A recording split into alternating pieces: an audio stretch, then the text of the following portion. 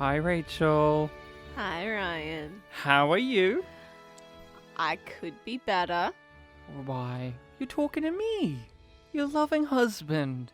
I'm feeling great because I'm going to be talking to you, my loving wife.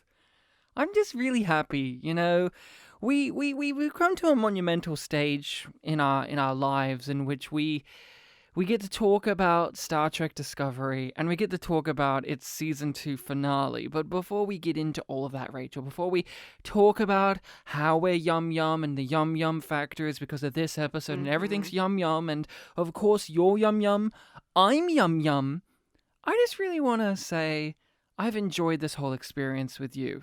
Okay, I have too. It's just one of those things that we've bonded over together over this period of time. And Star Trek didn't Discovery, give me much of a choice. Star Trek Discovery has been a real bonding experience for the both of us in both positive ways and negative ways. It's like the show, ebbs and flows, but overall, I just want to say that I love you, and I'm very happy that we've shared this experience together. You are my home and my family, Ryan. You are my balance. So, Rachel, we're talking Star Trek Discovery. We're rewatching it. This is our first rewatch of Star Trek Discovery and of Star Trek Discovery Season 2's finale, Such Sweet Sorrow Part 2. Yes. So, of course, for the people out there who are listening to this and have not caught up to date with Star Trek Discovery, as of this coming out, we are going to be spoiling stuff. This is the Season 2 finale. There's stuff from Season 3 that may bleed over, but I don't know yet, but I just want to say, spoilers, this is our rewatch, so everything's recontextualized now that we've seen the bigger picture, including the future seasons ahead of it. So that is out of the way now. Rachel, we are the Yum Yum podcast because this episode, Such Sweet Sorrow, Part 2, had Yum Yum in it. But let's hear the Yum Yum level description first of... This is one of the highest rated episodes, if not the highest. It kind of keeps juggling between the if memory serves in this one. So according to IMDb, the description for this one goes as such. We in fact have two. I'm going to choose to read the shorter one. The USS Discovery battles against Control in a fight not only for their lives, but for the future, with a little help from some unexpected friends. Spock and Burnham discern vital new connections between the red signals, while Burnham faces one of life's harshest truths. The right decisions are often the hardest to make. I just got you back. I don't want to let go. Neither do I. So, what did you think of this episode, and what was your relationship with it? Well, Ryan, I fucking hate it, and I still fucking hate it. Wow, why? What happened that first time that made you feel that way? And briefly, what hasn't changed or has changed to make you hate it in a different way? Okay, so I still hate it in the same way because it still very haphazardly wraps up the season. And kind of the series. And the prequel stage of Discovery. Yes. Spock is really dumb and really emotional, and he's a character that I like, so I don't like that part. So you're saying you got triggered. I still really like Anson Mount. He's still pretty good, and he sells some dumb ass fucking lines. And I just feel a bit bad for him, so I am angry at the episode for simultaneously making him look so good because he's so much better than everybody else. Yeah. But so bad because of what's actually coming out of his mouth. And also the stuff his character has to do. Yes. So you did not like this episode. You do not like it still. I'm still going. So there's that part. Then there's the actual content of the episode, which will form a large part of our discussion. Yes. Then there is the added hatred that has come from watching season 3. Yeah. Because when we originally watched it, we were like, okay, this is a fucking mess, and they're tying up all of these loose ends, and they're doing all of these things, and it's very Discovery. It's found its groove. Yes. And we were still hoping that it was going to mix things up and be better in season 3 because they're taking away all of these traps that they keep falling into. Yeah. So it'll be better. It'll The be better. It the has to be better. No. The training wheels are off because of the prequel era is no longer restricting them in what they can and cannot do and what they can fit in. No, because season 3 has a very similar structure. To a detriment. Yes, to a detriment. And Or maybe not. Well, I think it is. Currently, my opinion is that it is to a detriment for season 3.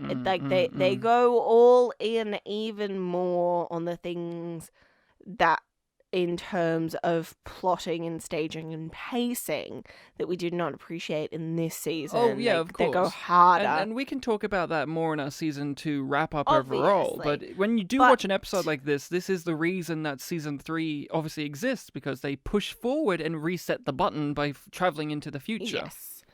But I remember feeling physically sick watching this because of all of the CGI and camera movements. Rewatching it today, I had to look away. Of course. Quite a lot because I was I was either starting to feel sick or just getting tired of looking at CGI nothingness, because they have this huge battle that takes up quite a lot of screen time, and that gets boring and laborious after a while, because for me it hasn't put enough weight into feeling like, yes, those are these ships and lives are at stake and this matters. They've told me that and the characters have felt that, but I don't feel that as an audience member. So when it goes back to all of those CGI things flying everywhere, I'm just like, well, I don't care.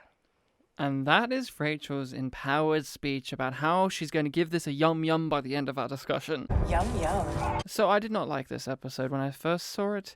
I remembered iconically bad things from it, and I remembered it was a CGI nightmare. Coming back to it, it is 100% all of those things, but with 2 new things upon it. Okay, what are the 2 new things, Ryan? To briefly touch upon, Yep. Season 3 has definitely recontextualized this episode Yep. and recontextualized the whole season with a new added layer of meaninglessness. Yes. All of this feels like the first 2 seasons were pointless and we wasted our time and they should have just said it in the future. That's added to this episode. There's this whole sense of, why did we even have Admiral Cornwell as a character? Why do we have Ash Tyler? There's all this stuff of, all of this is meaningless in Star Trek Discovery. I don't give a shit. They're leaving it behind. I don't give a shit if they're going to maybe in 100 years do a Section 31 spin-off or do a Strange New World show. Don't care. That hasn't happened. Harping on that point. That doesn't matter to Star Trek Discovery. us, That doesn't matter to Star Trek Discovery. It should be in the show. You shouldn't have It should supplementary exist. material. You shouldn't need to watch other shows. Hope. It should be good by itself Entertainment. and in itself. And there shouldn't be this expected hope that, oh, well, all the stuff they set up in Season 2 and Season 1 will be fulfilled in future installments of other series that may or may not exist at any point. But the other thing, Rachel, that I felt overwhelming in this episode was character. What character? There are none. For a show that, despite what we say, is very character-centric. It's Yeah. always about the characters, even though we have complained a lot about it. This episode completely throws away any character stuff. So when we will break this episode down, we will not be talking a lot about character stuff because there is no character stuff. It's all plot stuff. It's all season mechanic stuff. It's all mechanics. No character stuff. There's only 1 or 2 character things that we could talk about, and we will. But overall, for a show that is about the characters, this episode had none. It had no characters. And as I've said many times, what draws me in to a story are the themes and the characters. Not just the plot, not just the narrative hook, but theme and characters can really push me a long way. And there were no themes that I hooked onto or latched onto, and there were definitely no characters in this episode. They were there saying things and doing things, but nothing fulfilling and nothing enriching to me as a viewer. No, and I feel like that aspect of the characterization, for me, I just keep on getting more and more annoyed at it. Yeah. Because the further we get into this show, the more we realize how little characterization there is, and how it's another example of where the show thinks that it's done work, where for us it hasn't.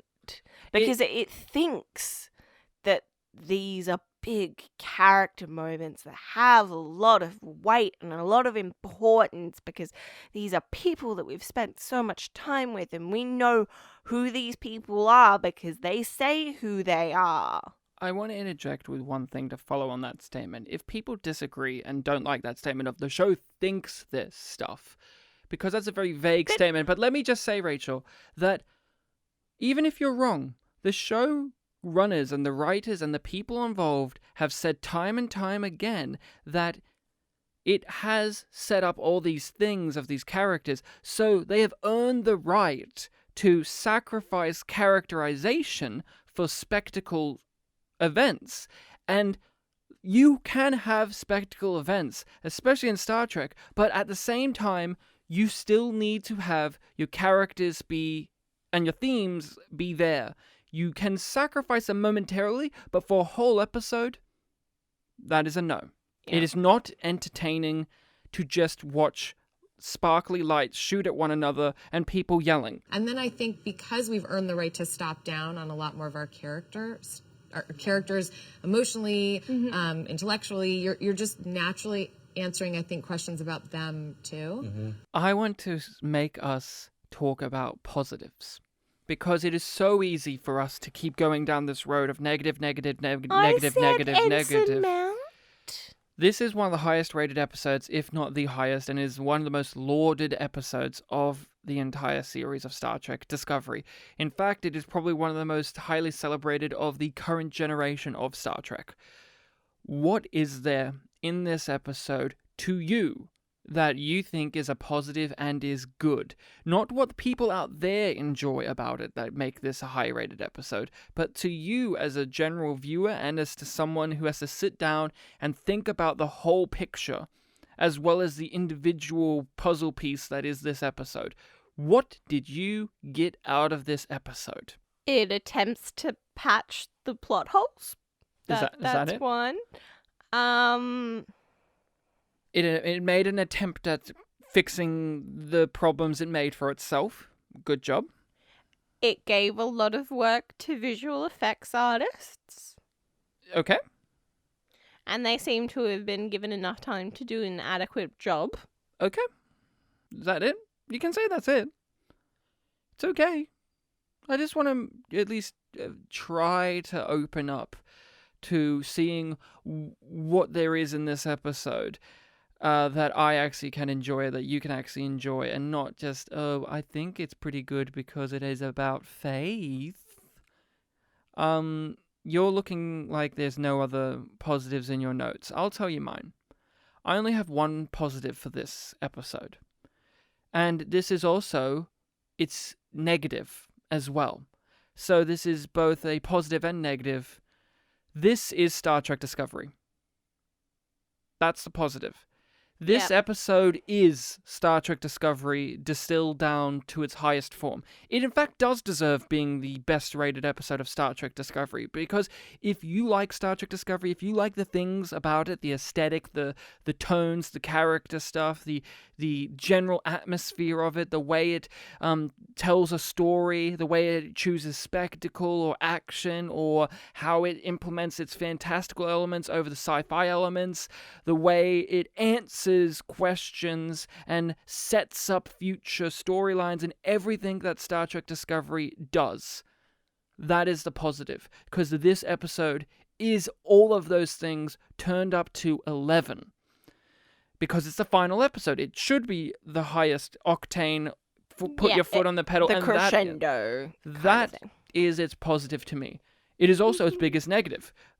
Because there's many things within that, obviously, I don't like. But I cannot deny that this is the best Star Trek Discovery episode in terms of being representative of the brand, being representative of the show. Yeah. Because the Harry Mudd one is an anomaly to this show in the long run. In fact, does not belong. It is the greatest episode in terms of an actual quality of story and character and stuff, but for Star Trek Discovery's identity, it does not belong.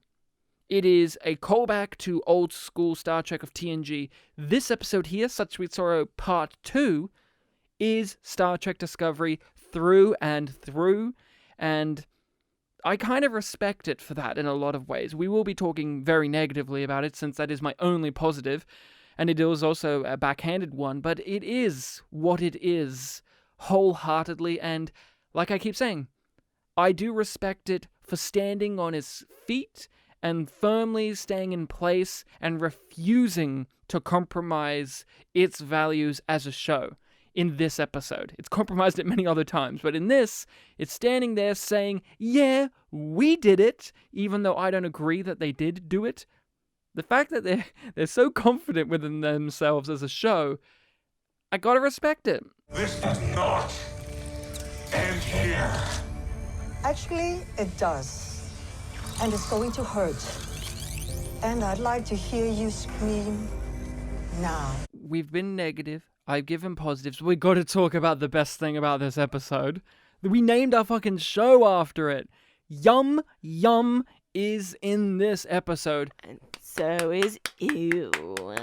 An AI sausage. All of that's here.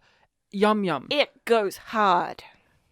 Could you please tell everyone what your experience was when Yum Yum happened the first time and how it's impacted your life? Okay, so I'm giving my testimonial for Yum Yum. You were a younger person back then, more innocent, some might say, or more ignorant. Depends how the Yum Yum affected you. Yeah. Was I an unmarried woman at this stage? You may have been, yeah. Yum Yum's responsible for our marriage, in fact. The spoiler alert, just want to jump into that point of the story where, it happened and I dropped down on one knee and I just said, could you marry me? But, go on. Okay, so we were watching the episode, as we usually did. I think we'd put it off for a little while because we were like... We watched it late at night because we had some of your friends over. Yeah. No.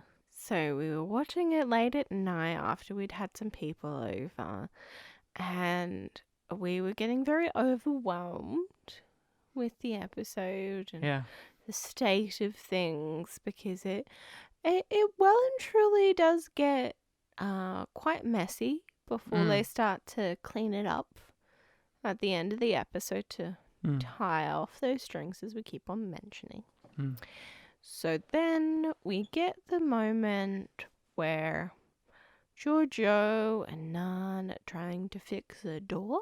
Yeah, they're on their way to try and kill Leland. Yeah, like they're fixing something and they're going after him because he's trying to go after the sphere data.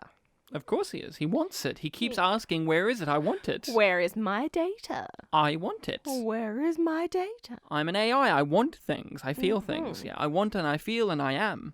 So, Giorgio turns to Nan and essentially asks, are you excited to make Leland scream? Yeah, and hurt him. And hurt him and torture him after we get this door open, because that's our current... are you excited to hurt someone that you've never met before?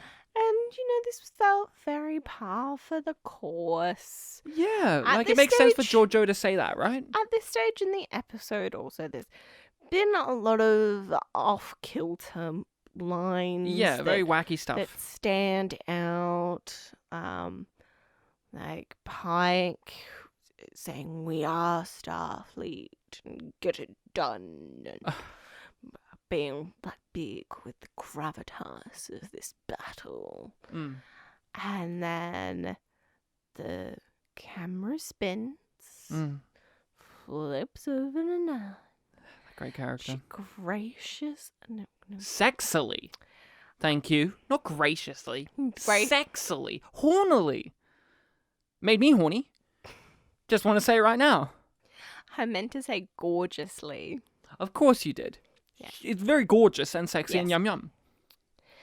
And she flicks her hair and turns her head back to where the camera came from and over to Giorgio, and she says, Yum yum. yum. And we were both like, I screamed. what the fuck just happened? I screamed. What the fuck does that even mean? And then she proceeds to have several other lines that have that Yeah. effect. Yeah, that. But nothing like yum yum. Nothing beat yum yum, because it sunk deep into our souls Oh yeah. with how, for us, un-Star Trek that statement is as a response of a Starfleet officer. It's not even just about that. torturing. No, it's not. It's so much more. It's- so much more. But I just want. Yeah. You asked for my testimonial, honey.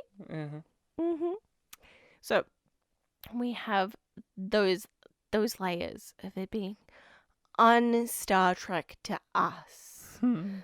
The chief security officer is comparing torturing And killing. a being, but they already set up that he's not a human being, so because it's Saru fine. says that you will see a human, but he's not a human, so it's okay that we're going to kill him.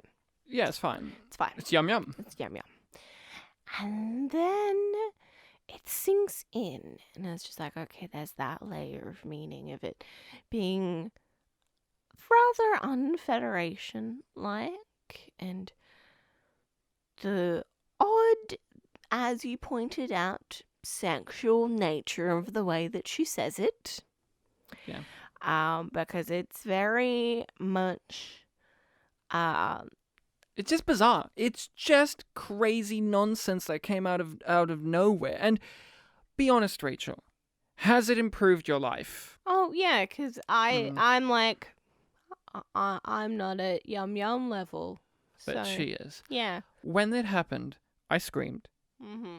And you lost your fucking I've lost mind. my fucking mind. And You here's lost your fucking mind. it's not just that it doesn't feel Star Trek, because you could say, oh, Star Trek has many silly phrases that you can throw at me and I'll agree those happened. But it's not just that it doesn't feel not Star Trek. It doesn't match what the fucking tone is supposed to be. What is the tone of this episode? But before we go down that discussion, because that'll It be a doesn't whole match discussion the tone of the scene. of the scene. But when she said it, I just realized in that moment, there is no hope for Star Trek Discovery. Because as many issues as we've had at that point when watching it, literally, Killed your last shred of hope. when that happened, I said, oh, it's never going to improve. Yeah. It's never going to get better. This is the quality of writing we are on. And when it happened, and I was screaming, I was flashing back to all these legendary phrases and speeches and lines of dialogue and moments in Star Trek's history and legacy, and thinking there will be many more of these moments in the future, and those were erased with, no, there'll just be more yum yum moments in Star Trek's future, and Star Trek Picard, Star Trek Lower Decks, and fucking Star Trek Discovery Season 3 have just proven me right in that regard, because there's just so many what I call the yum yum moment, in which for no reason a character or a situation will have their eyes roll back into their heads and be possessed by the writers with some random nonsense. And it's random nonsense, and it's supposed to be there for levity, but why is it there? Do we need levity? What's the tone? But when yum yum happened, I just said, man, could you imagine if every character replied with yum yum instead of yes?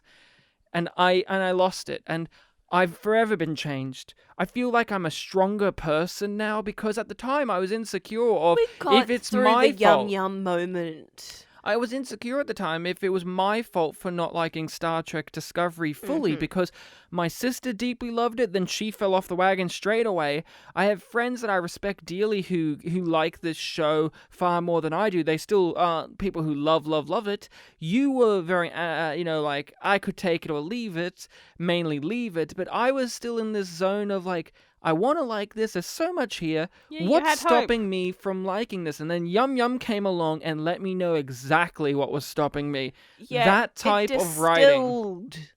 What we didn't want it to be into like a singular moment. I call it the prime example of Star Trek's current writing. Yum Yum is the example I use and will forever use to describe this era of Star Trek's writing. There's nothing I love more than focusing on dialogue. So let me just topic sentence that. I love great dialogue. I love listening to it. I love writing it when I can hopefully make it great. But the reality is that in another country, in another language, the nuances of the American language will not translate. It just will not. And so the story itself has to be felt in other ways. Yum, yum. Tone, tone, tone, and tone. We care so much about tone. We enjoy many different shows and things that can do tonal juggling acts, including Star Trek Discovery, right? We've enjoyed episodes that have been tonally wild, where they've gone from wacky to scary like that. We've enjoyed episodes like that of this show, yet what is the tone of this episode, Rachel? When you walk away from it, what feeling do you walk away from? What tone do you get from this episode? I don't know. There is none, because it has every single piece of tone in there. All of it's in there. This is scary, this is sexy, this is violent, this is funny, this is triumphant, this is sad, this is everything, and the kitchen sink is thrown into this episode, and it becomes a nightmare of tone, where the tone is so every piece of tone that the dialogue, which has already been poor throughout the series, becomes even poorer, because you go from one moment in which you have a captain giving a triumphant speech about how we're not going to let death get us down and we're going to face the danger and save our comrades and save the future, and then the next moment you'll have Yum Yum. Yep. And it's not even just scene to scene. It's within scenes. It's within exchanges. Stamets gets impaled. And either shortly before or shortly after. Jet Reno's cracking jokes. I'm a cat. I have at least 5 lives left. I cannot grasp why people enjoy this episode when you have such an inconsistency in tone. Because I could understand if this whole episode was the triumphant overcoming good overcoming evil type of aesthetic and tone throughout the whole thing. But it's not that. That's barely in the episode. You barely have that. It's only in, like, the Cornwell stuff and the Pike stuff and the Saru stuff. Everything else, and maybe Michael and Spock a bit, but everything else is like, Tilly's like, I gotta be closing my eyes when fixing this vital thing that will help us because I only did it when I was drunk one time. Woo! It's like, that's in the same episode in which Hugh is pouring his heart out about Paul being his home and being his family, and then you cut back and there's Nan, who's like giggling and smiling at what is supposed to be the intimidating villain, who then will say to them, I need the sphere data. If you do not give it to me, I shall kill all of you. And then Giorgio just starts laughing hysterically and cackling like a Power Rangers villain. Nan smiling and licking her lips. Cut back to Pike and he's like, oh no, the ship's going to explode and die. I'm really worried about that. Cut back to Michael. She's crying. I'm just exhausted from just saying all this stuff. It's exhausting tonally as well as everything else. The tone is nightmarish. So, for this episode in particular, for us, it snowballs bad. Just everything gets worse and worse. So there's all of these inconsistencies with tone, which are also paired up with inconsistencies in pacing. So We have really focused on time management this season in particular, and what they choose to waste time on and choose to rush through, and that's this episode.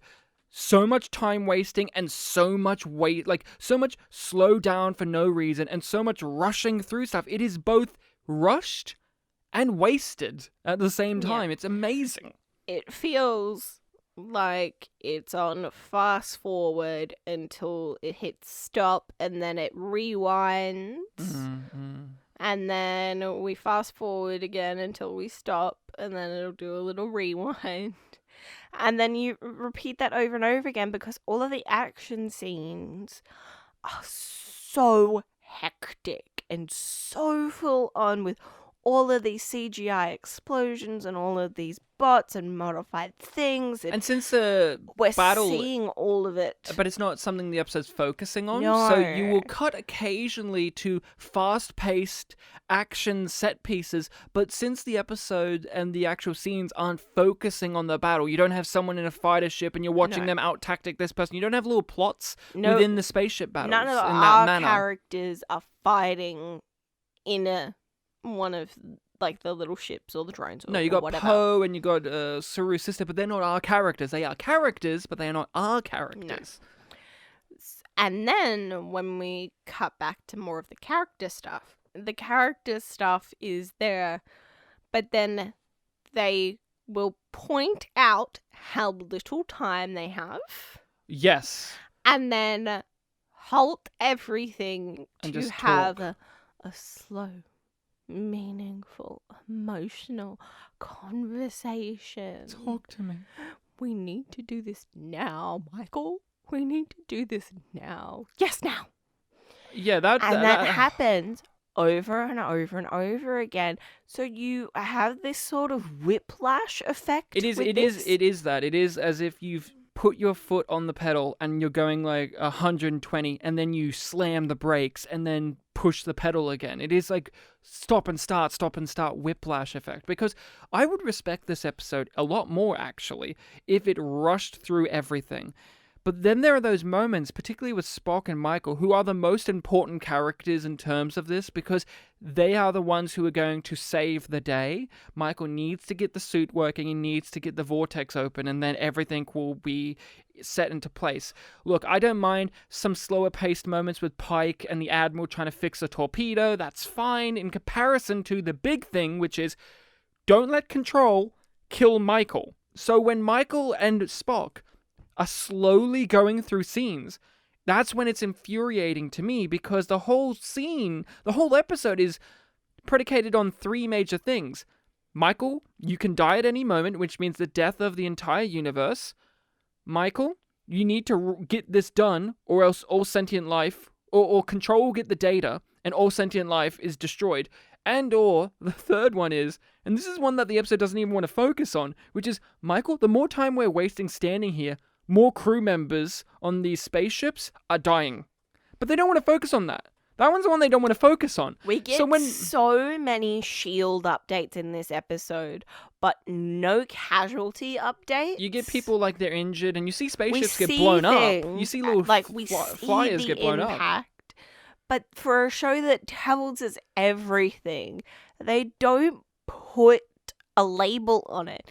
Like, we only see sick bay when Stamets is going in there. They didn't care about sick bay until one of the characters was there, which says a lot, because in other Star Trek shows and in other shows, we would see that build up. We see the escalation of what's going on in sick bay and how are they dealing with triage and calling it triage. Or even just the most important thing is, we don't actually see any known character or even side characters die. No. During this stuff, we see little spaceships get blown up. We'll talk about the torpedo stuff because that's different. But I got so annoyed when they're in the shuttle bay and Spock and Michael are just standing there casually talking, and then Spock's like, "Okay, we're gonna do this," and he slowly walks all the way across to the shuttle, and then slowly sits down and starts fiddling with buttons. And I'm just screaming, "No running required." I just screamed, that isn't logical. You do not have time to waste. And that's the pacing. The pacing is non-stop action, bullshit. People rushing through things because they have a million subplots. And since they have a million of them, that doesn't mean any of them are fulfilling because there's not enough time to flesh any nuances out. All of them need to be spackled and sent on their way. Georgios is just keep fighting Leland until we kill him. Tilly's one doesn't even come until near the end of the episode, which is just walk over there and fix a thing. And the complication to her She is story responsible for restoring the shield. in a section, yeah.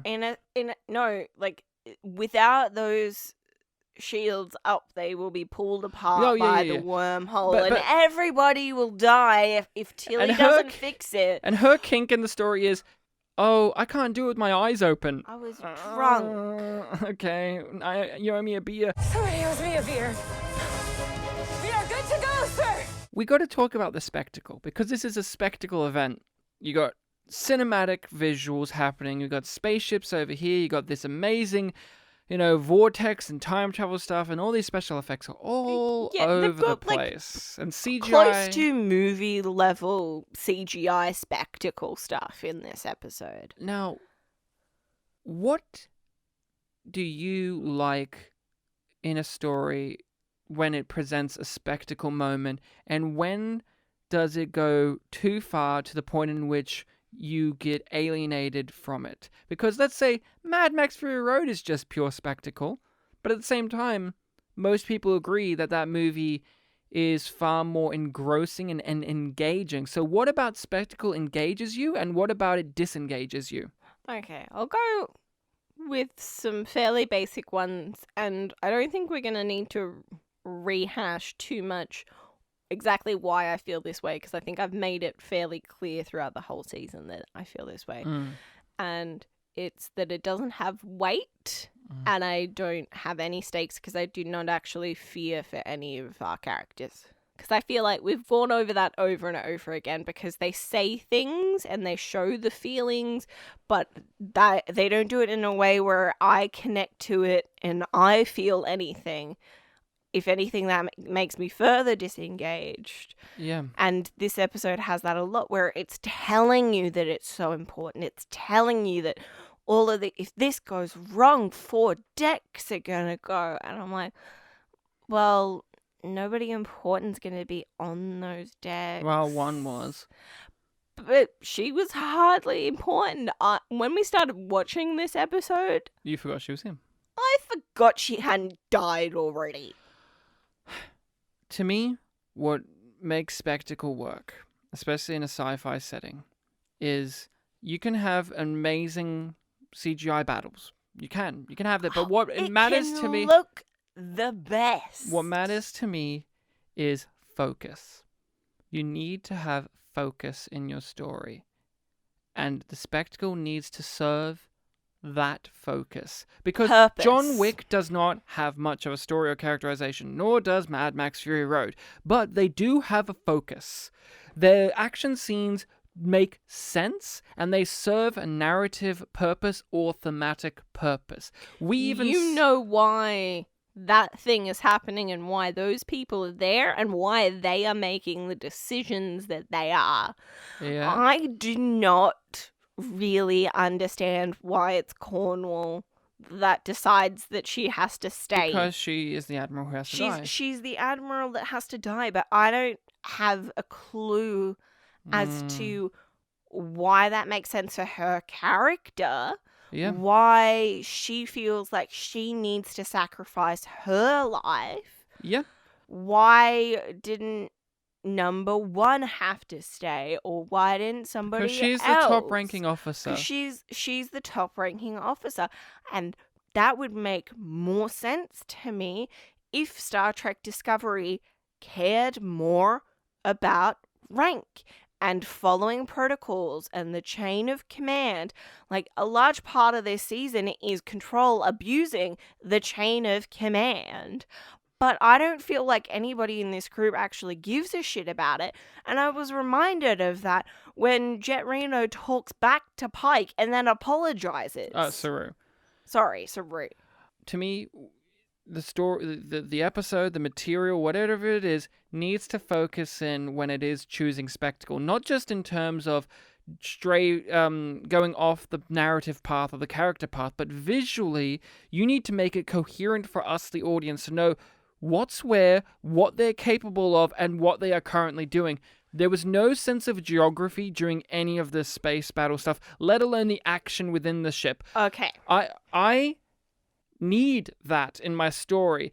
I need that in my story if you're going to choose a spectacle, because that was something great about Mad Max Fury Road, is you knew where they were driving to, you knew what the land was going to bring to the situation, whether it's going to be swampy or this, or there's a tree here, there's this guy who's pogo sticking, and that means that they can do that. That is geography, but also a character geography. This character is capable of doing this. That means that they're most likely going to do this, and that character will react like that. There is a sense of momentum that you have to build within your show. This did feel like a series of randomly strung together, high-octane vignettes. George Lucas summed this up one time. He said, "Special effects without a story is a sad, sad thing indeed." And that was this episode. It is a special effects highlight reel. It is an actor's highlight reel, but there is no story to latch oneself onto as strongly as those things. This is a special effects with no story, and it is a sad, sad thing indeed. A special effect without a story is a pretty boring thing. The CG work on the show is there to support the emotional story, period. I'm sure you've all had experiences watching movies that are big CGI fests, and you kind of go like, I'm tuning out at a certain point. The CG work on the show is there to support the emotional story, period. I'm sure you've all had experiences, watching movies that are big CGI fests, and you kind of go like, I'm tuning out at a certain point. A special effect without a story is a pretty boring thing. But Serrano learned how to pilot a ship.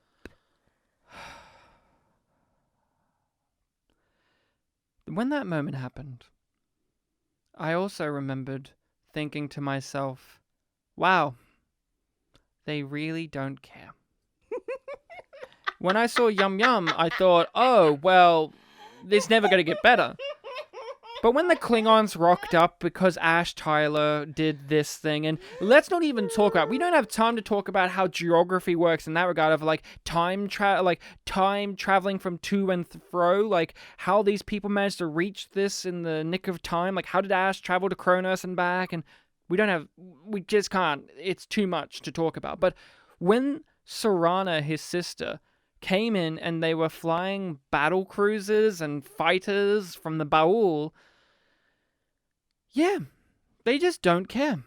They just don't care. They want the results because it's obvious why I say this, right? Because how does a farming culture that has no understanding of technology learn within a matter of a month or two how to fly intergalactic space-traveling warships and fighters? And okay. I can think of excuses for Serana to learn to pilot a fighter. I'm not saying that she can't learn it, but the amount of time and the expertise in it is too ludicrous.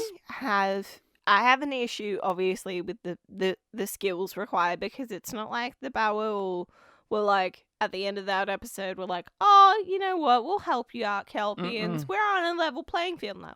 No, they were still trying to get back what they'd lost. It's an Amish person learning to fly a jet fighter plane. Not just one. It's many Kelpians. And it's just well, Serana saw Saru leave on the ship when he originally left with Jojo. That doesn't mean anything. I also saw a plane fly in the sky yesterday. It doesn't mean I'll know how to fly it. No. What I'm trying to get at is the fact that that's okay.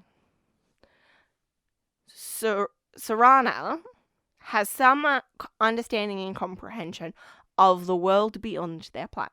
Yeah, From what we have seen of everybody else, they have no comprehension of that. They've already dealt with a big overturn of their own society, and Serana's convinced them to train in Baul fighters, which they have had to steal off the Baul.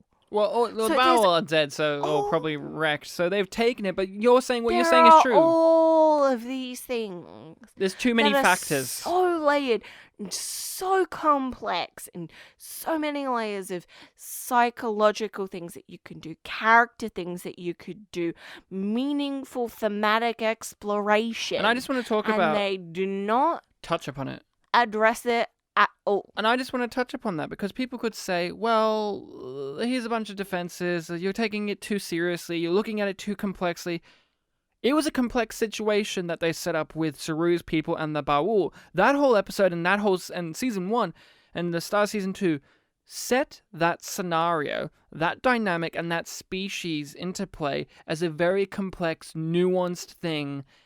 And so, why can you praise that and then not point at the fact that they've thrown any of that nuance and complexities that we have in the real world and in their own sci-fi world away because, oh, isn't it cool that Sarana's learned how to fly a fighter? Even Saru looks perplexed because of course he is. And then I have people who would say, well, Saru's an officer on a spaceship. He came from a background. Yeah. And it took him years and years and years and years to learn this. I want to say in the short treks, I may be wrong, I want to say in one of these things, they mentioned the specific amount of time that had elapsed from him being on Kaminar to him now. And I swear it's something ludicrous, like 20 years. Oh, yeah. Yeah, I was about to say that. So... And he's only just now a first officer. Yep. It's taken him years of experience, and he had to overcome all of these hurdles and have to literally go to Starfleet, a place that is designed to educate people about these type of things. Serrano and the Kelpians don't have the Starfleet there teaching them. We don't, and if they do, we have not seen it, and we have not been told it. All we are told is, Serrana, you've learned to pilot a Ba'ul fighter. I've got one question for you about this whole entire affair. Other than, oh, it's nice to see them, and oh, it's nice that they're helping. What did they do to contribute to any of that? Nothing. Nothing. All they did was, you know that they're shooting at a bunch of drones. But again, it doesn't seem to affect any of the main plots in any way. There's no moment where L'Rell sacrifices herself to save Michael. There's no moment in which Serrana dies, making sure that Pike doesn't get killed with a torpedo. There's none of that. These just come up so that they can say, hey guys, we're here too, because we've been in the season. That's the only reason. You can say, oh, they're helping to fend off things, but you don't see any of their actual efforts. All you see is just them shooting. No. What do they contribute to it? Did you need them here in your script, or did you just want them here? I received your message. I will never again let you fight alone. You have learned to pilot a fighter.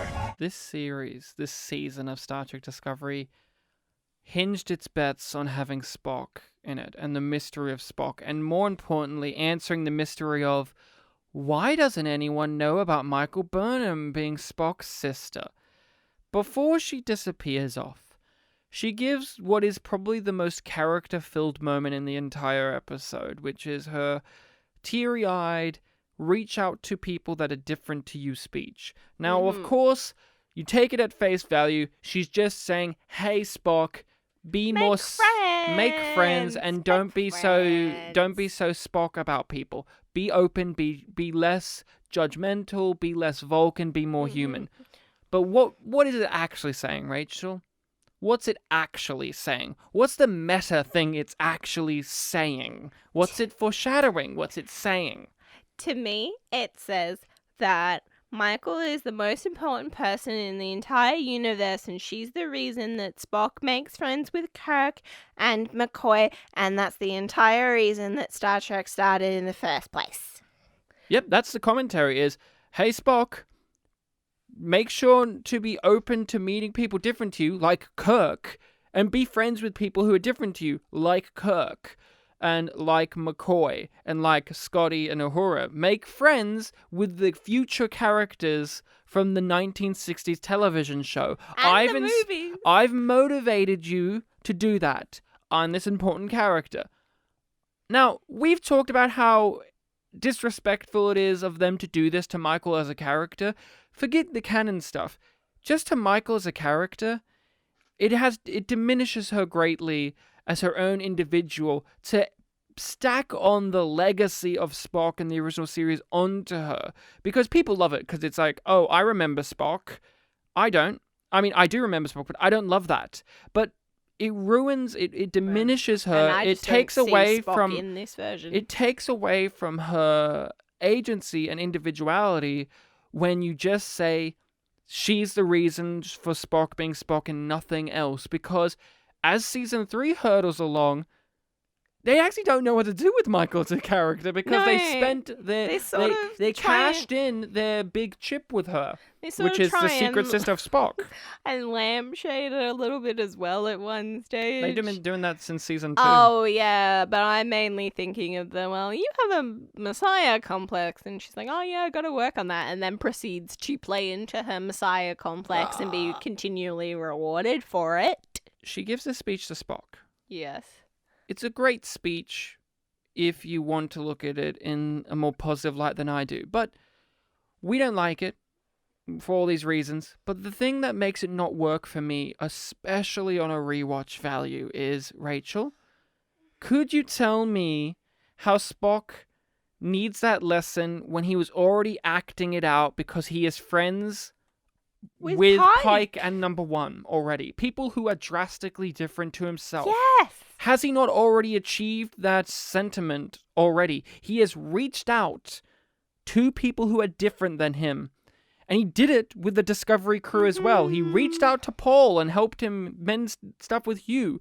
Did he not already demonstrate this behavior during the season and before the season even took place?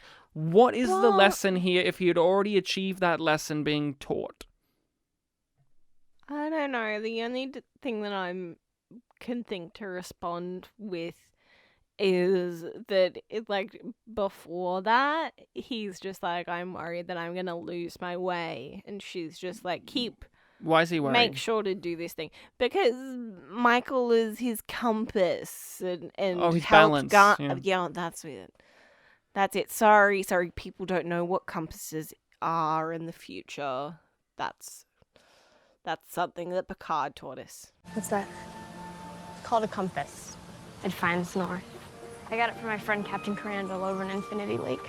We could talk endlessly. We could make a whole podcast about how stupid it is that a torpedo jammed in the saucer section detonates, and it only doesn't destroy the ship because they closed one door. We could talk about that for years and years and years. Everyone has. It's objectively terrible, and even if you could explain it in a far more coherent way than the episode did, that in itself says the episode did not explain it coherently. Yes. What it demonstrates is they closed a singular door, and it stopped the ship from having 4 decks explode. Yep. And the explosion was so loud, the explosion was so powerful that it sent a shockwave knocking Discovery, which was quite some distance away, and yet the Enterprise itself kept structural integrity because they closed a single door. And we could talk like about that for years. Much damage done by the torpedo when we see it at the end of the episode as well, and it's so confusing. We could talk about how did Pike not die innocently, or how did he not get blinded by the explosion? I like the fact that it references several Star Trek things. There's episodes of Star Trek Voyager where Tuvok got blinded by a similar scenario. There's obviously them operating on the torpedo is a reference in part to Star Trek VI, The Undiscovered Country. We could talk about that. But what I want to talk about is, what did killing Cornwell do to contribute to anything? It's meant to be, well, we have to kill somebody. Who have we got? Cornwell? Yeah, she'll work. She's top of the hierarchy, so it makes sense that she'd sacrifice herself. Yeah. Let's do this. See, I don't mind the idea of the character sacrificing themselves to save a ship. But like that's I pointed fine. out, it would be interesting if we knew her. We do know her from the first season of this season, but my thing is... But I don't know why. look, I know why they had to kill her, because they want to show that this has stakes. I don't know why. I don't know why she, as an admiral, would choose that. Like, I get that she's an admiral and she has that responsibility and she takes ownership for that situation. But I don't get why she doesn't. I don't even remember her first name, so I can't even call her by that. Why does Cornwall want to do that? Not just why does Admiral Cornwall want to do that. I know why they wanted to kill her, because you do have to show that this does have stakes. People will die. This is their way of demonstrating. This is their way of showing the ramifications and showing the values of Starfleet, that we will sacrifice ourselves to enrich the lives of others and to save the future. Yeah. That is definitely decent, and I don't mind that. But the way it's executed, where they don't transport her out, even though they do have transporters, they do, because they can get Spock by the end, so that shows that they do. The fact that the blast door thing, she could have pulled the lever and then rolled before it closed, that kind of thing. There's all these factors that you put in that go, it just undermines the death itself.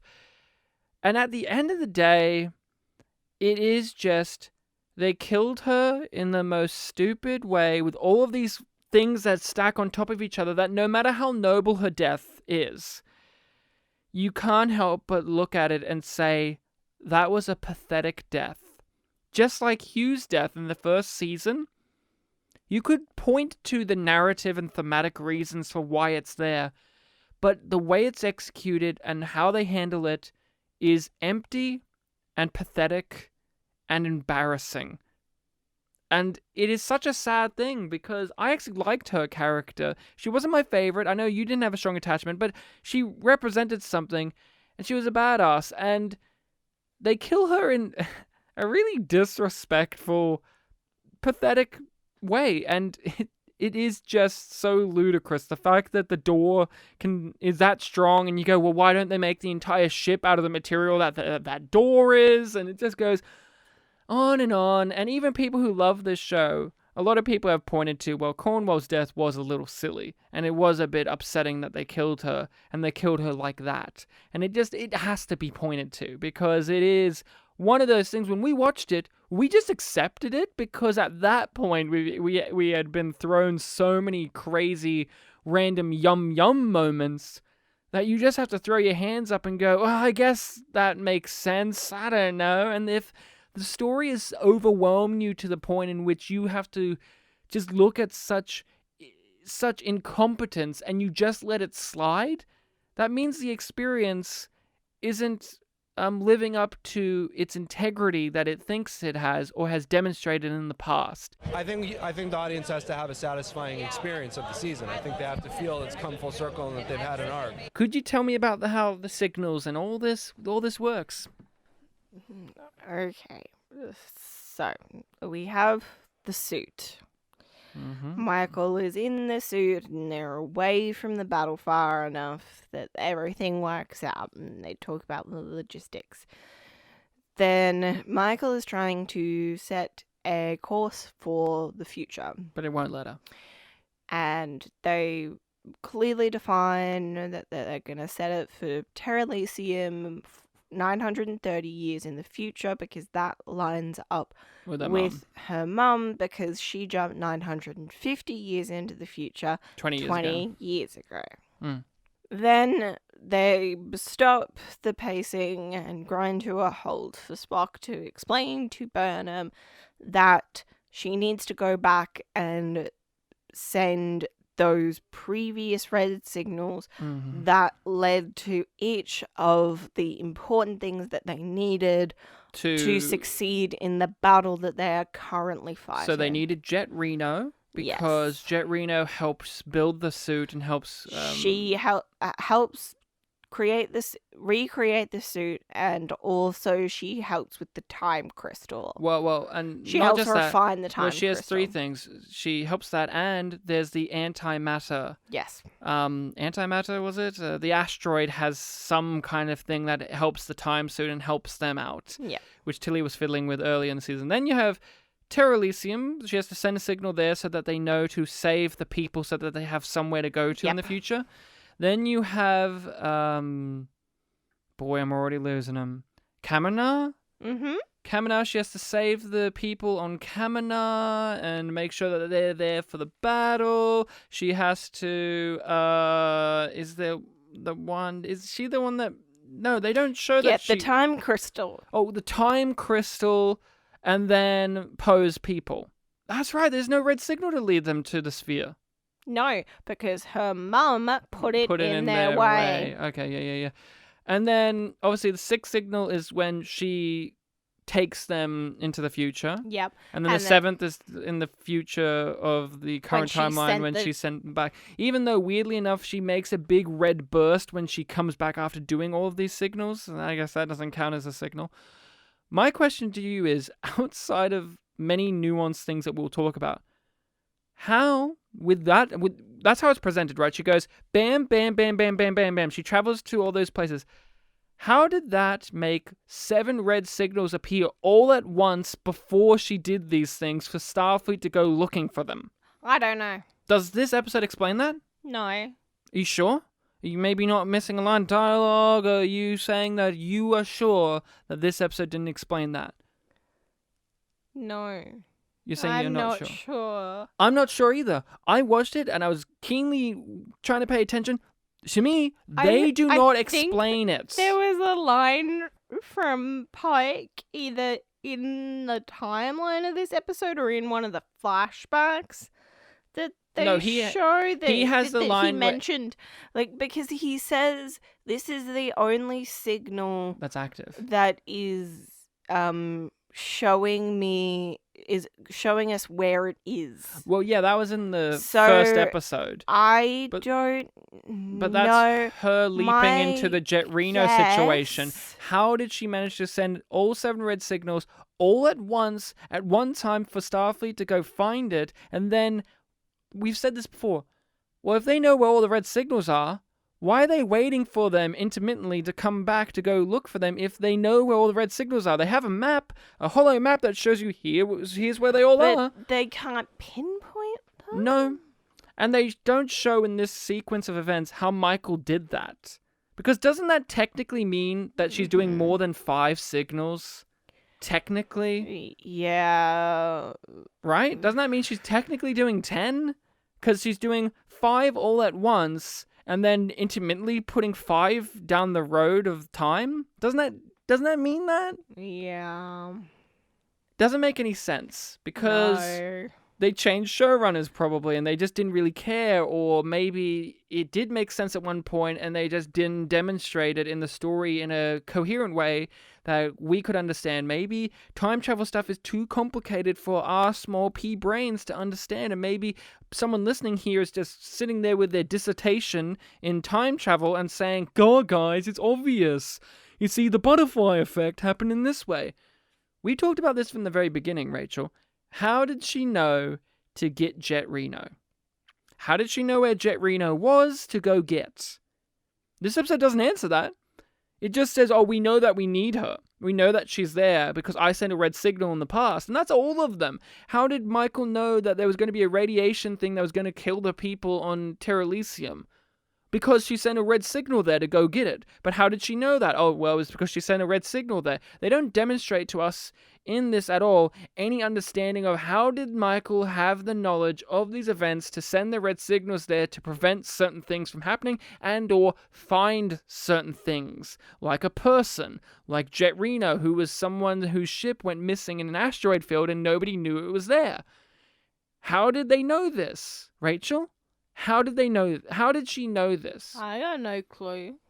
You are just determined as a viewer of, well, some version of her in the past figured this out, but they never tell us that and they never demonstrate it.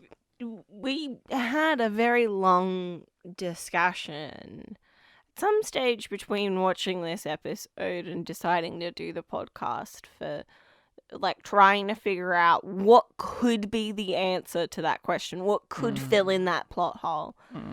And I struggled. We talked about it for maybe 2 hours before we were like, okay, There's well, just too many variables. Maybe it could be this. This is the only thing that we could think of, which was that like through repeating the cycle, because they Like her say mother. they say that they're in this loop, but she calls it an open loop that she can now close because she has all the jigsaw puzzles. But you know what's really funny? Since we had that discussion, season 3 has shown us that the time suit becomes unstable on the 7th jump. So how did Michael in the past have enough jumps to figure out all of these pieces? Huh? Now that the 3rd season came around... I thought that I didn't think that was because it was the 7th jump. Because of the energy. Remember they say in the previous episode, there's this energy cascade that's happening. So you can drink, but if a waterfall is falling on you... That's because of the way that they charge their crystal. Because her mum's was actually charged by the supernova. It's effective. It is regularly charged, not supercharged but like Rachel, Michael's is. a lot of the events that I'm questioning, Michael's mother doesn't even know about when we meet her. No, but and she doesn't do I can't tell you about your the futures answer or your is potential past. We don't know. And they probably don't know. And it's too complicated because sci-fi and time travel are very complicated things, and not everything is the movie Primer. But at the same time, if you're going to throw this in there, at least have an internal logic that we as an audience can follow along. That's what Avengers Endgame managed to do. I think it still broke some of its own rules, but I had an understanding in some way, shape, or form. This, I still walk away years later going, I don't think any of Season 2's long mystery made any sense in the long run. I don't mind this idea, but if you follow through on it, then I can love the idea. But at the moment, it's just like, I can kind of see what you're going for, but you got these issues here. To me, I'm a teacher with a big red marker making notes constantly throughout this time travel plot. In order for us to push forward, you must go back and set the events of the past in motion, which you have not yet done. Right. Because we've been stuck in an open loop, and this time, I have all the pieces to close it. Once you do, control cannot evolve. So I'll go back to the asteroid and set the first signal, and then set all the rest again. I will lead you back here. What do we think about Control's ending? Control as a whole thing is like an interesting concept, but they just never knew what they wanted it to be. They never knew what the sense of it was. In this, it's a person. It's wanting things, saying it wants things, has feelings. My Deja. Women, quiet. It's a very bland, confusing ending because he just comes in, fights the whole time, and is never clever, which is very weird because... But he says your programming was the easiest to figure out. You would think for an artificial intelligence program of such a caliber, it would be smarter than what it is. Like, I'm not saying that the ending of him isn't... I actually don't mind the ending of them trapping him in the spore drive, tricking him, and magnetizing the floor and killing it. But it's like, the whole episode is just he's punching people. And then once he dies, all the ships die because Control apparently... controlling them remotely. Control... It's the alien mother idea of when if you kill the mother, the queen. If you kill the queen, then all of the drones will die, and that is what happens to Control and the Section 31 ships. They make it really confusing. I don't understand. Yeah. I don't understand completely. And I'm sure that you can wave this away, and people who understand technology more than I do will be like, well, yeah. I don't quite understand how magnetizing him makes him fall apart and destroys all of Control's programming. Well, that's where things become very tricky, because when we watched it as an original viewing, they destroyed Control and all the ships shut down. And with that visual language and them saying Control has been entirely neutralized, we took it as, oh, Control had housed its entire being inside of Leland. And they killed Control, meaning they killed it. And then in the final scene, they ask, so have you checked? Has Control been defeated and destroyed? And they're like, yeah, Control's gone. And the way that it is explained in that, it makes it feel like, oh, Control was entirely within Leland. You take out Leland and Control as a whole thing has been taken out and is destroyed. And it makes sense for the sphere data to only be in one place. Yeah. Because that's part of protecting it. But Control is like Google. Why would Control want to be in one place only? Yeah, Control shouldn't work like that. But then you have people who say, when you ask the question, well, if Control is like that and they've neutralized it, why do they have to travel to the future? And people will say, oh no, Control is an artificial intelligence. It's like a virus. It will be still lingering in all of these different places, and you don't want to risk that. But then in the final scene, they're like, oh yeah, Control's been neutralized. It's done. There is no Control. So it even makes the ending feel more pointless. But also, it does feel like it is reaffirming. It does feel like it is reaffirming with that line of questioning that Control was entirely within Leland. Yeah. See, I see them having to do the jump not just to defeat Control, but to protect the world from the sphere data. Because the sphere data is too important to risk being disclosed at that current timeline. Yeah. But why? What makes a difference to disclosing it in any timeline? It's still doesn't. A vast treasure trove of information that will benefit societies 10 times over, because it is an encyclopedia of 200,000 years worth of information from numerous civilizations. But they barely use it, ever. We don't talk about that, but what difference does it make, really, with it, other than we need to get ourselves out of the timeline that we've stuck ourselves in with the prequelism of our show? Control does seem like it was entirely housed within Leland. Even if it is not, the show's visual language as well as dialogue leads the viewer to that assumption and that belief. It is not just us. Many people are like, oh, well, Leland was Control and Control is destroyed, and so Leland is dead and Control is dead. Oh, it's all good. The ship shut down. Why are they still traveling to the future then? Because of that line that you just said of, well, it is vast information and put in the wrong hands, it could lead to trouble. It's like, so would it would in the future? I guess it's like, But Ryan, they make Discovery, the sphere data, and the spore drive all classified. So nobody knows about the sphere data. But it doesn't make a difference if they do or do not know. So they don't know about the sphere data, so nobody in their time is going to go after the sphere data, but nobody in the future is going to go after the sphere data. It's not about going after the sphere data. It's about the fact that the sphere data is a treasure trove of information that apparently our time, meaning but only Discovery gets it. Yeah, that apparently the current time could not handle. So maybe because it could lead to ruin. So maybe the future could handle it. Why is that the assumption? They don't share it in the future anyway. No one wants it. No one fucking wants it. Nobody cares.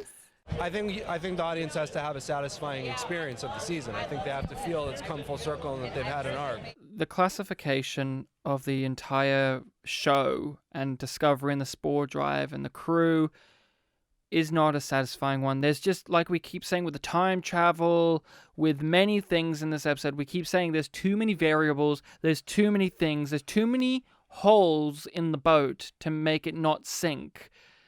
All of these people had lives, they had families, they were people who knew what they were working on. The spore drive technology was something that the Federation and the Starfleet were working on well before the sphere data came along. So why would you throw the baby out with the bathwater in that regard. I understand. Let's classify Discovery and the people on board because of the sphere data, and the sphere data is going to make this thing. But the spore drive had nothing to do with that. The spore drive was technology that was already being worked upon many, many years before the sphere data came along. What does that have to do with anything? It's like saying, well, Rachel, Star Trek's, the Starship Discovery has the sphere data on it, so now we're going to have to classify light bulbs. Because light bulbs were also on the Starship Discovery. And I can think of a way to rejig this. And I can't... But that's the thing, you have to rejig it. Yes, you do. As it is, it doesn't really work. Because, again, why would you throw away such an important piece of technology that realistically doesn't have anything to do with the sphere data classification? Classify the sphere data, classify the people on board with the sphere data, but why does this important piece of technology have to be classified as well? That had nothing to do with it. It wasn't as if they got the information to make the sphere, from the sphere data to make the spore drive. They didn't have that. If that was the case, if they had made the spore drive with information from the sphere data, then yes, I could understand. But they didn't. You don't want to hear my rejig? Rejigger it if you want. Somehow using the spore drive and creating the spore drive is responsible for creating the sphere. So they don't want anybody to make another spore drive because that will result in another sphere appearing. Yeah, but then, you see, that isn't entirely...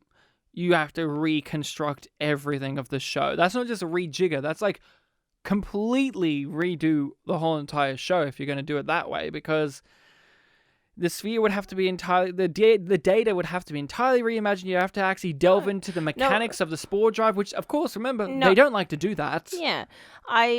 If the sphere data existed in the mycelial network and the spore drive was the only way to get to the sphere and get to the mycelial network. And because the sphere is connected to the network, that's how it's gotten all of this data. Yeah. I get what you're saying. You're trying. I'm trying. But the point is, the sphere data being classified along with Discovery because it is merged to Discovery, understandable. I don't love it. I can understand why you have to classify the people. Is just chucked in there too. I understand why you have to classify the people on board because they're dead now. Like, I get that. But even that is too much of a stretch because these people did have lives and families. It's a little bit too much of a stretch even for that. But I'll bite the bullet. It's over 80 people. But why did the spore drive, the most important piece of technology in this universe, have to be classified along with it when it already existed and was in studying for it before the sphere data? It doesn't make any sense to me. You could say it, and then the thing is, classifying, they think classified means that the entire thing has been entirely wiped and nothing exists from it. That's not how that works. You can declassify things, you can do this, it just doesn't make any sense. So I always make the statement of, you're telling me that Starship Voyager at no point ever found out about the spore drive. And people will go, well, it was classified, Ryan.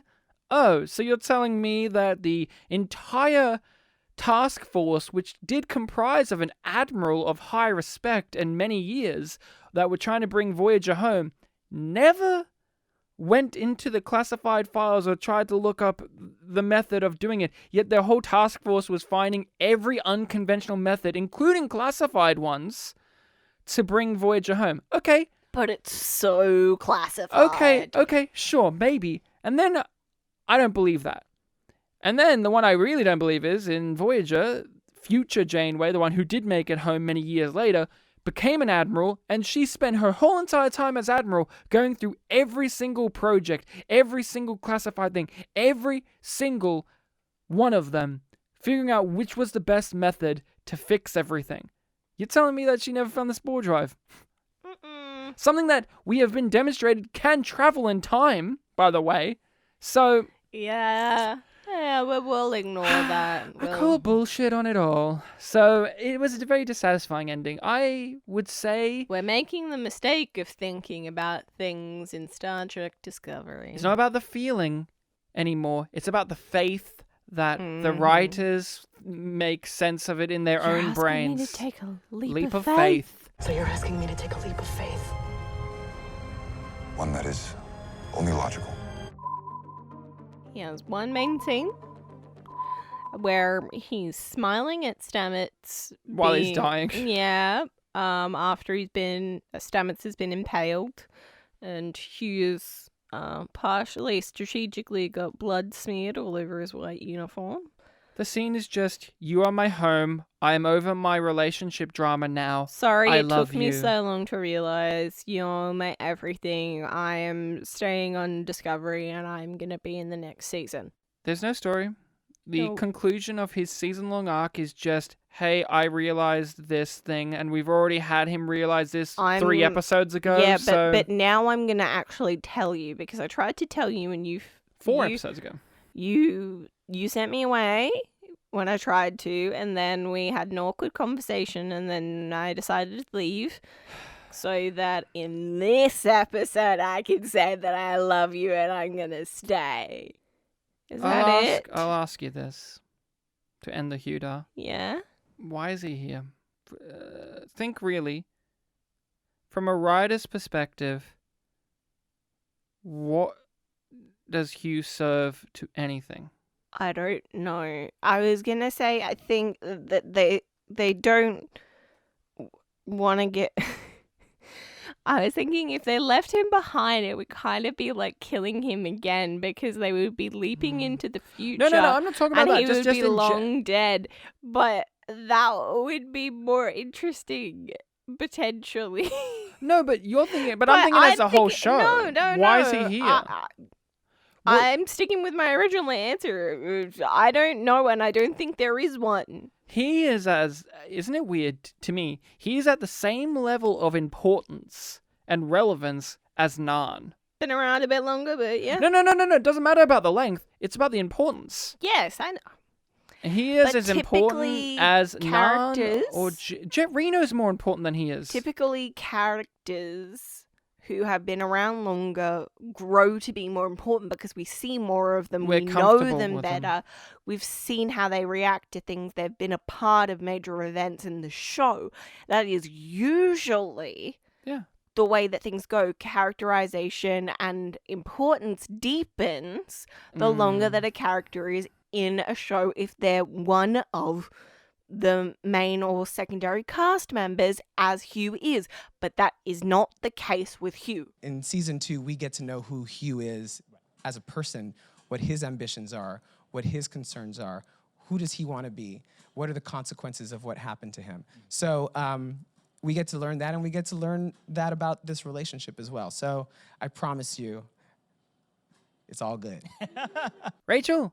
What would you rate this episode? A yum meaning bad, or a yum meaning very good? It's yum. Yum. What? Rachel. You didn't convince me. Sorry. Rachel, let me convince you now, okay? I would give it a yum as well, but this is a thing that's going to convince... Because it has the yum moment? Yep. No, it's not enough for me. Oh, I disagree. Nan flicked her hair, licked her lips sexily, gave me an erection, and I say, yum. Yum. That line is so great that we can no longer complain about the writing in Star Trek Discovery, because that is the precipice. You're not going to let me leave, are you? You're not going to let me leave. But I will let us leave this episode's recording by letting everyone know that you can rate us on whatever podcatcher allows it. You can follow us on all of those social medias, yumyumpod or yumyumpodcast. You can email us at yumyumpod@gmail.com. And of course, you can support us on the Patreon, yumyumpod or yumyumpodcast on the Patreon. All of this information is in the description. Rachel, you've got a smile from ear to ear. I love you. And I love that we had this experience together, and I can't wait to discuss our Season 2 wrap-up and our thoughts on how it all came to be, even more so in a much more distilled fashion, in a much more concise, let's see how the whole season stacked up on the rewatch, and then eventually We get to watch those short treks, and then season 3, because more Nan, more fun. I can't wait to see how in our rewatch of season 3, Nan does not leave in the 3rd episode somehow, and she's actually the main character of the show. I can't wait to see more of this show and discuss more of it with you. I think the only way we can wrap this episode up. Yay. The only way we can wrap this up, Rachel, to honor Nan, to bestow the wisdom of Nan upon the people. We have to say it, Rachel. Yum. AI sausage.